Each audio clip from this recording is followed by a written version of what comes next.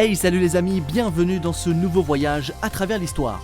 Aujourd'hui, on se plonge au cœur de la bataille de la Somme qui, en 1916, a opposé une armée franco-britannique aux troupes allemandes en marge de la bataille de Verdun. Les affrontements dans la Somme sont restés dans la mémoire collective pour avoir été parmi les plus meurtriers de l'histoire et pour n'avoir désigné aucun vainqueur. Alors, on va retracer ensemble le déroulement de cette bataille pour mieux en comprendre les rouages. Allez, c'est parti!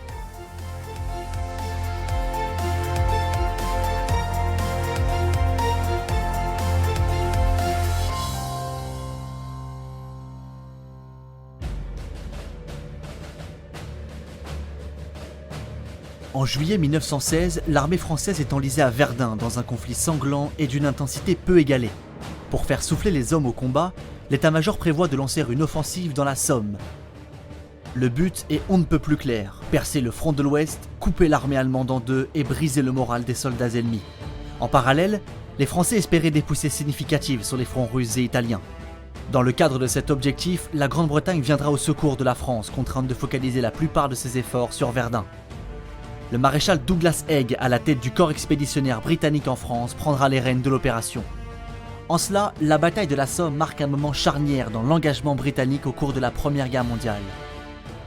Dans la mémoire collective, la bataille de la Somme a laissé un sombre souvenir, celui d'une catastrophe, celui d'un désastre.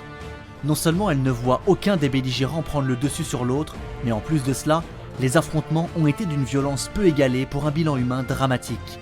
En France, la bataille n'a pas pris une place si importante que cela dans la mémoire de la Première Guerre mondiale.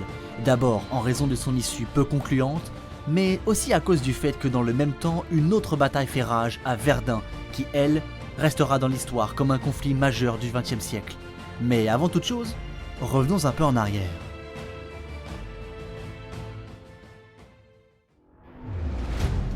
Mes chers amis, si vous le voulez bien, évoquons un peu le contexte historique de la bataille de la Somme. En juillet 1914, la Première Guerre mondiale éclate et met en branle des centaines de milliers d'hommes à travers toute l'Europe. Dans les premiers temps de la guerre, on assiste à des combats intenses et rapides, tous rassemblés au cœur de la période dite de la guerre de mouvement. La guerre de mouvement est une façon particulière de pratiquer l'art de la guerre sur laquelle misent la plupart des pays engagés dans le conflit durant l'année 1914. C'est la raison pour laquelle l'Allemagne lance son plan Schlieffen, une vaste opération dont le but est d'envahir le Luxembourg et la Belgique, de défaire les troupes françaises massées de l'autre côté du Rhin et de foncer sur Paris. Ensuite, fort de la défaite française, les Allemands pourraient se tourner vers l'Est et s'attaquer à la Russie. Ce plan s'inscrit dans une vision à court terme de la guerre. À ce moment-là, on s'imagine que les combats seront terminés avant Noël tout au plus. Malheureusement, il n'en sera rien. Le 6 septembre 1914, Français et Anglais lancent une contre-offensive pour stopper les Allemands dans leur avancée vers Paris. C'est le début de la bataille de la Marne. Les Français parviennent à défaire les Allemands, contraints de reculer et d'abandonner leur rêve de prendre Paris. Cette bataille, qui voit l'échec du plan Schlieffen et la fin de l'avancée allemande, opère une bascule dans la guerre. Tous les espoirs d'une victoire éclair s'évaporent et le conflit se transforme en une véritable guerre des tranchées, creusée le long d'un front de plus de 150 km.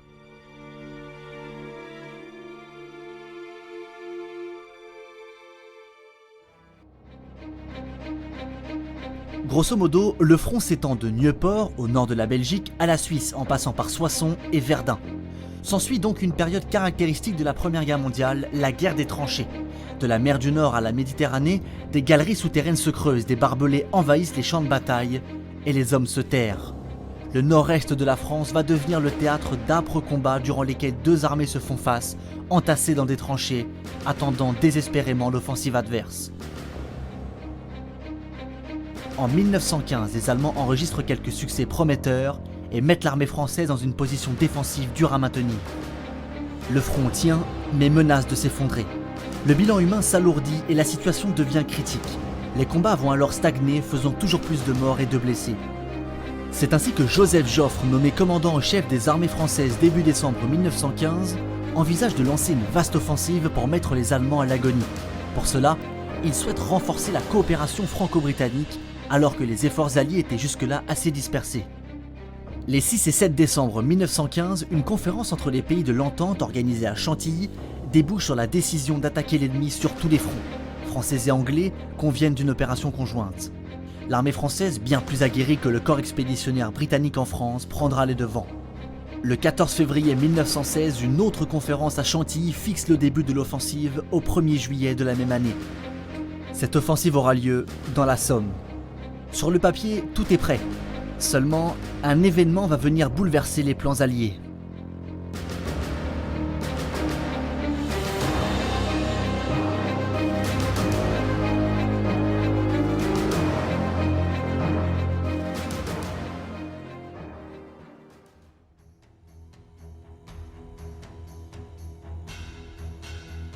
À la fin du mois de février 1916, les Allemands lancent une vaste offensive sur Verdun dans le but de saigner à blanc l'armée française. Mais cette dernière est en place et se défend, malgré le déferlement d'obus allemands et les tirs incessants de l'artillerie.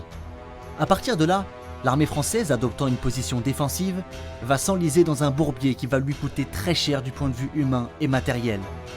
Étant donné que la bataille de Verdun ponctionne les troupes françaises, les Britanniques vont alors prendre le contrôle de l'opération qui doit avoir lieu dans la Somme, sous les ordres du maréchal Douglas Haig. Tous les efforts sont ainsi tournés vers un seul et même objectif, forcer les Allemands à détacher une partie de leurs troupes de Verdun pour permettre aux Français de souffler. L'enfer qui s'installe progressivement à Verdun marque profondément les esprits et épuise nombre des hommes engagés dans les combats. Malgré cela, la date ne change pas et les Alliés attaquent dans la Somme le 1er juillet 1916.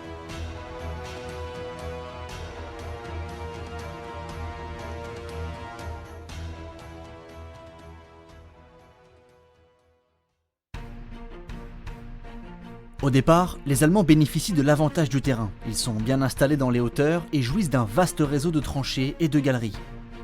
En face, les Alliés ont renforcé l'arrière en mettant sur pied de grands entrepôts censés abriter tout le matériel militaire.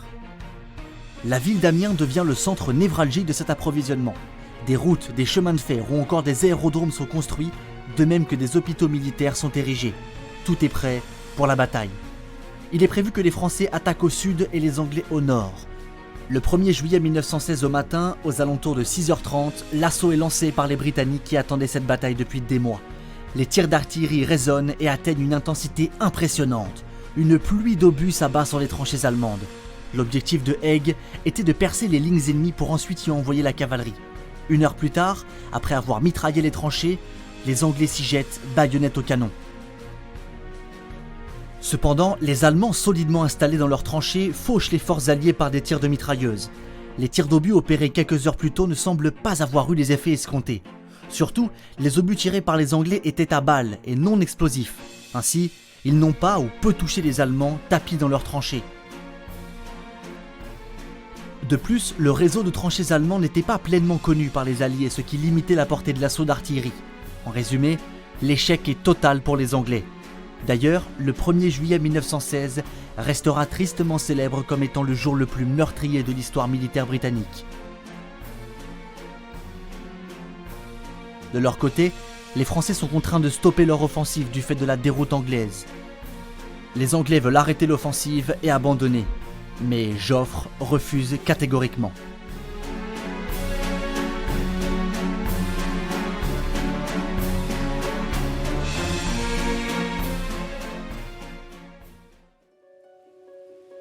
Les Alliés vont ensuite entamer un lent grignotage des positions allemandes durant de rudes combats. Au cours du mois de juillet, durant la bataille d'Albert, qui regroupe des combats autour de la ville, les Britanniques s'emparent de quelques places, mais sans grande avancée significative. En revanche, les Français, eux, enregistrent des succès prometteurs. En 10 jours, ils ont réussi à percer les lignes allemandes sur quasi 10 km de profondeur. La France s'est rendue maîtresse de lieux stratégiques et a fait prisonnier des milliers de soldats allemands. Surtout, elle s'est emparée de matériel militaire. Mais malgré cela, le bilan est bien mince. Les Allemands sont toujours en place et sont aidés par les conditions climatiques exécrables qui ralentissent les Français dans leur progression. Les soldats alliés sont fatigués de la dureté des combats. Pourtant, la bataille vient de commencer.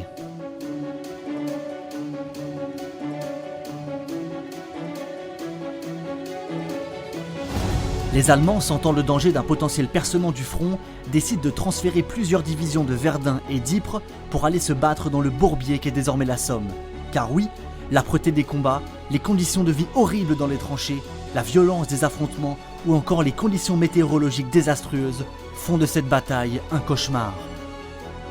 L'insalubrité, les rats, la faim, la fatigue, les poilus sont au cœur d'un véritable enfer. L'écrivain allemand Paul Zeck, qui se bat en Somme, écrit à son ami le célèbre Stefan Zweig et lui dit « Mon cher ami, je n'aurais jamais cru qu'il pût encore y avoir quelque chose qui surpasse l'enfer de Verdun.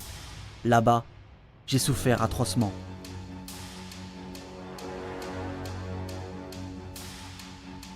En septembre, après une courte interruption des combats, les affrontements repartent de plus belle. Les belligérants se rendent coup pour coup. Mais les pluies incessantes rendent les combats difficiles, en particulier pour les Alliés, qui n'ont guère d'autre choix que d'avancer s'ils veulent percer le front occidental. Du côté français, les offensives avortées s'enchaînent et Joffre commence à douter. Pourtant, un événement va venir donner une once d'espoir aux Alliés. Le 15 septembre, les premiers chars d'assaut britanniques appelés Mark I arrivent sur les champs de bataille. Son utilisation au devant de l'infanterie permet aux Britanniques d'avancer et de prendre des positions allemandes. Mais ces succès sont encore une fois très limités. La suite est inévitable. En novembre 1916, les conditions climatiques ne permettent plus de faire la guerre. Le 18, Joffre ordonne l'arrêt des combats. La bataille de la Somme vient de prendre officiellement fin. En 5 mois, les Alliés ont réussi à progresser de 12 km au nord de la Somme et de 8 km au sud. Autrement dit, l'objectif visé par Joffre, qui était de percer le front, est très loin d'être atteint.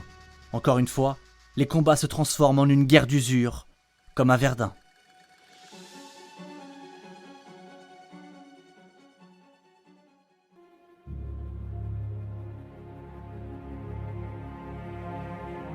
Le bilan de la bataille est extrêmement lourd, et c'est pour cela qu'elle restera dans l'histoire et occupera une place importante dans la mémoire collective.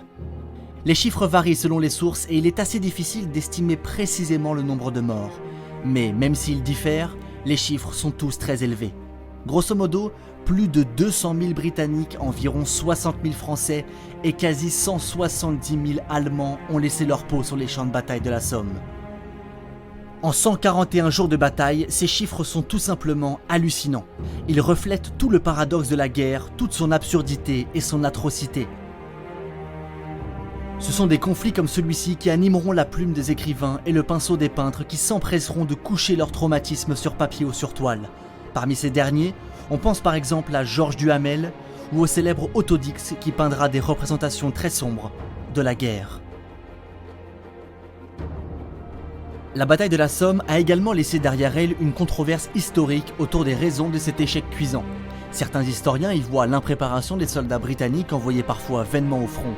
Dans cette thèse, les généraux anglais ont également leur part de responsabilité pour avoir imposé à leurs soldats des attaques infructueuses et coûteuses.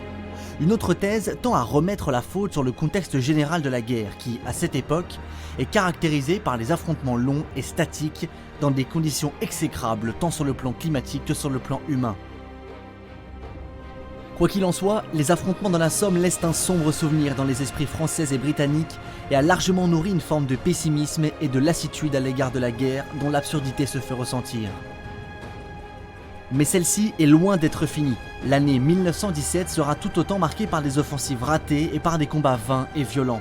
Néanmoins, un événement viendra changer le cours de la guerre, c'est l'entrée en guerre des États-Unis d'Amérique.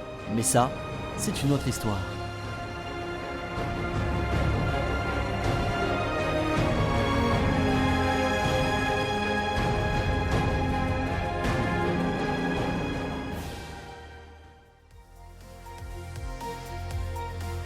Les amis, merci de votre écoute, j'espère que cet épisode vous a plu. Pour en savoir plus, je vous donne rendez-vous sur momentdhistoire.fr et sur tous nos réseaux sociaux. Quant à moi, je vous dis à bientôt pour un prochain voyage à travers l'histoire.